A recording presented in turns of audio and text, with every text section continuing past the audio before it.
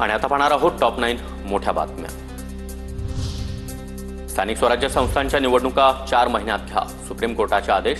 उर्वरित वादाचे मुद्दे टाळण्याचे देखील निर्देश।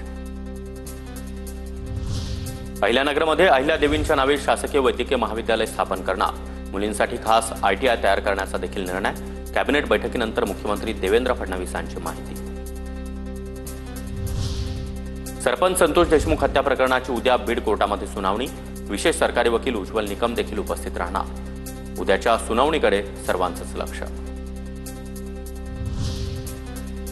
1 रुपयात पीक विमा या योजनेमुळे 6000 कोटींचा भुर्दंड। बनावट अर्ज करून पीक विमा लाटल्याचे अनेक प्रकार उजेडात। राज्यामध्ये अवकाळी पाऊस आणि गारपिटीचा तडाखा। अकोला, चाळीसगाव, नाशिक, जालना, अहिल्यानगरसह ठिकठिकाणी मुसळधार पाऊस। पुढील 2 दिवसांमध्ये मेघगर्जनेसह पावसाचा अंदाज।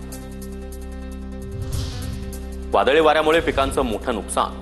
आंबा, केळी, द्राक्ष बागांना फटका, तर मराठवाड्यामध्ये वीज पडून 3घांचा मृत्यू। पंचनामे करून मदतीची मागणी।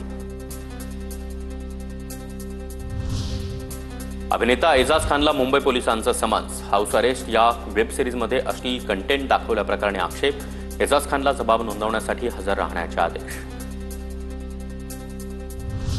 नागपूर जिल्ह्यातील शिक्षक भरती घोटाळा प्रकरणाची मुख्यमंत्र्यांकडून दखल। शिक्षक घोटाळा प्रकरणी SIT चौकशी होण्याची शक्यता। योग्य कारवाई करण्याच्या शिक्षण आयुक्तांना मुख्यमंत्र्यांची सूचना।